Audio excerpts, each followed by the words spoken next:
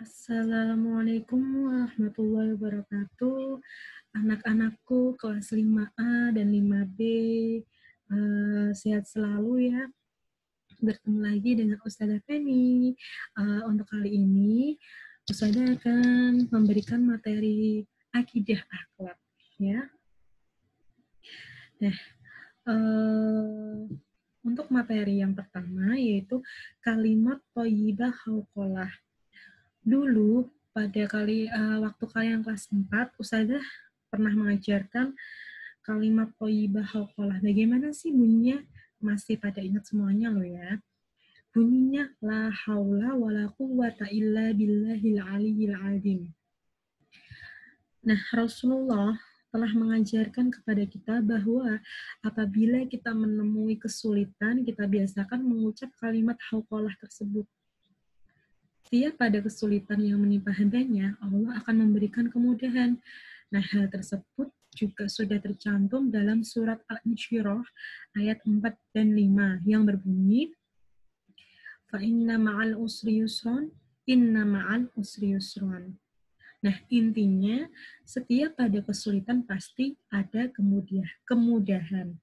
Nah, di situ bisa diambil pelajarannya bahwa kalian anak-anakku kelas 5A dan 5B kalau sedang menghadapi kesulitan, misalnya kesulitan dalam memahami pelajaran, dalam menghitung matematika, atau dalam mengerjakan soal, ya sabar aja. Kalian harus yakin bahwa setiap kesulitan itu pasti ada kemudahan. Tetap selalu optimis ya. Selanjutnya, dalam sebuah kisah diriwayatkan bahwa Ubaid bin Salamah senang berperang sambil mengucapkan la haula wala quwata illa billahil aliyyil azim. Pada suatu peristiwa itu, ia mengepung sebuah benteng ya. Nah, dalam waktu yang cukup lama hingga ia itu merasa putus asa. Kemudian tentara muslim membaca kalimat hauqalah dan bertakbir. Akhirnya dengan pertolongan Allah dan kuasanya, benteng tersebut hancur sendirinya. Nah, itu salah satu keistimewaan kalimat hauqalah ya, la haula wala quwwata illa billahil aliyyil azim. Doa itu merupakan senjata bagi seorang mukmin, maka kita senantiasa memanjatkan doa kepada Allah Subhanahu wa taala atas segala urusan kehidupan kita. Semakin banyak kita meminta kepada Allah, maka Allah semakin senang dengan kita. Setiap doa insya Allah pasti terkabulkan karena kita sudah berusaha setiap waktu berdoa sama Allah, meminta pertolongan, memohon kepadanya. Nah, suatu saat Allah pasti akan mengabulkan harapan kita, keinginan kita, ya, doa-doa kita. Nah, itu kita sebagai manusia harus selalu berusaha dan berdoa, ya. Nah, apa sih arti la haula wala quwata illa billahil aliyyil azim? Kalau nggak salah dulu Ustazah sudah pernah ya meminta kalian untuk menghafalkan kalimat hauqalah dan artinya. Nah, di sini Ustazah ingatkan kembali, artinya tidak ada daya, upaya, dan kekuatan kecuali dengan pertolongan Allah Subhanahu wa taala yang Maha Tinggi dan Maha Agung. La haula wala quwata illa billahil aliyyil azim.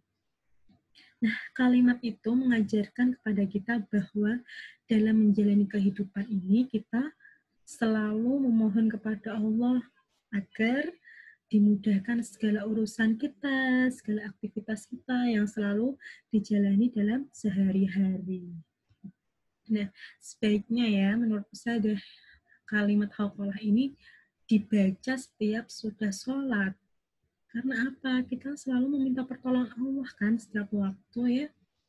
Minta pertolongan dalam belajar, dimudahkan belajarnya, dimudahkan dalam aktivitasnya, dimudahkan rezeki orang tuanya, ya. Ingat-ingat ya, dibacalah minimal berapa, 3 atau 7 kali, itu sudah termasuk amalannya, ya. Selanjutnya, waktu kapan ya kita mengucapkan kalimat hauqalah itu. Nah, di sini Ustazah sudah menuliskan ya, ada beberapa waktu.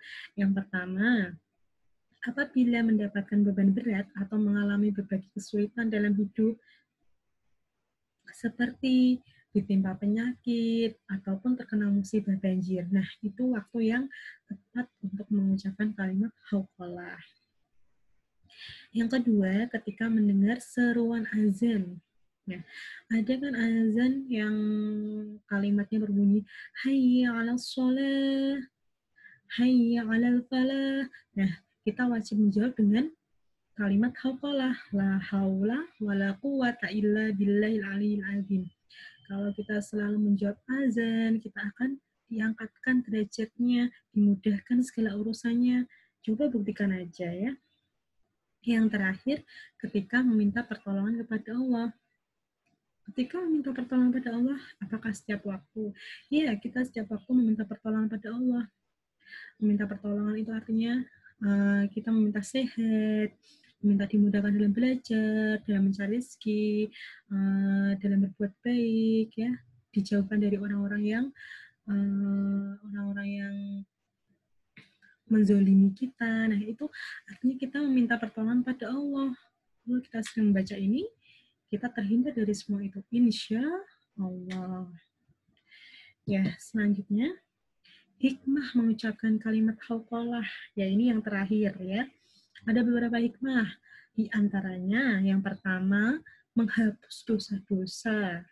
Yang kedua, kalimat hauqalah ini merupakan salah satu amal soleh yang berpahala abadi.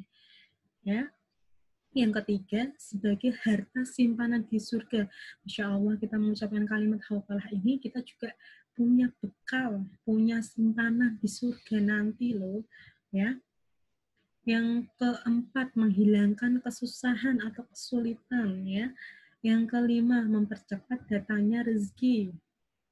Yang terakhir, termasuk salah satu pintu surga. Ya.